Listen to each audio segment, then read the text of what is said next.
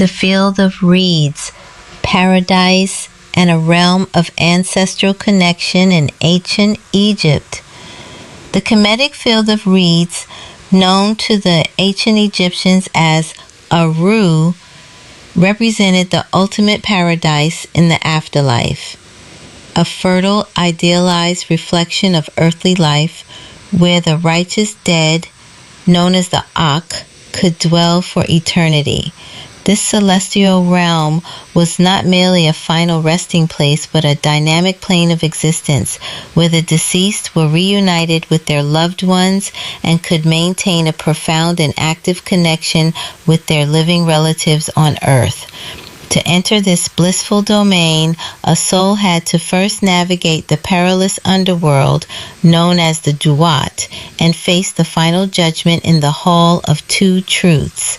Here, the heart of the deceased was weighed on a great scale against the feather of Ma'at, the goddess of truth and justice.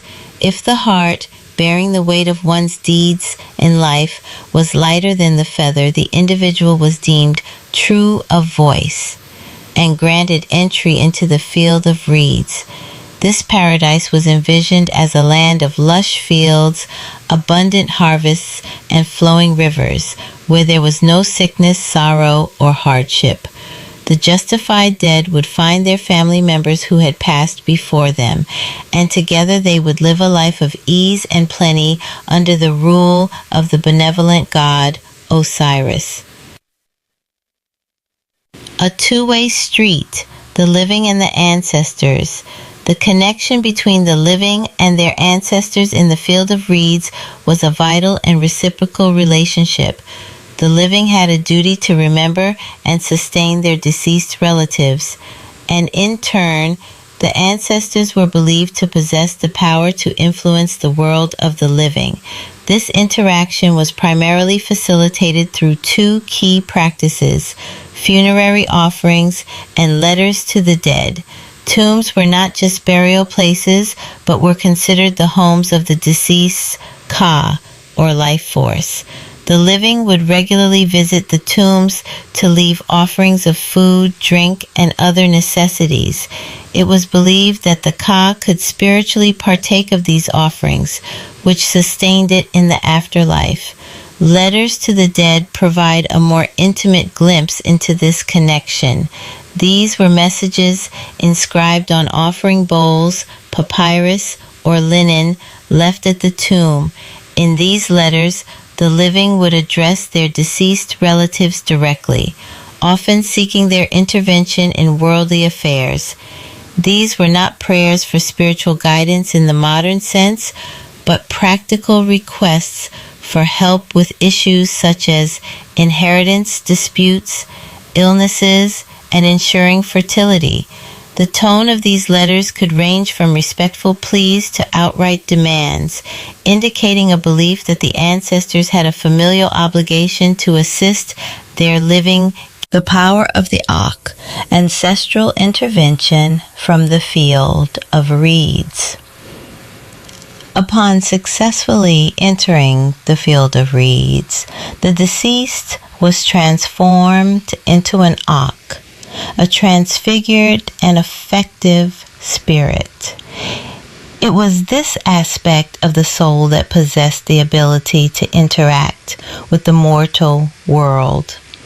The Ak was not a distant, passive entity, but a powerful intermediary who could act on behalf of their living family members. While residing in the tranquility of Aru, the Ak was believed to be aware of the needs and pleas of their descendants. When a letter was quote-unquote delivered or an offering made, the Ak would be notified. Their response was not always direct, but could manifest in various ways. A favorable outcome to a legal dispute, the sudden recovery from an ailment, or vivid dream offering a solution to a problem were all seen as potential signs of an ancestor's intervention. This connection was not always benevolent. If the living neglected their duties to provide offerings and remembrance, it was believed that the angered Ak could cause misfortune. This underscored the reciprocal nature of the relationship. The living cared for the dead, and the dead in turn were expected to protect and support the living from their idyllic existence in the field of reeds. This enduring bond ensured that family ties transcended the boundary between life and death, weaving the living and the dead into a single continuous community. This has been a Sharri Plaza presentation.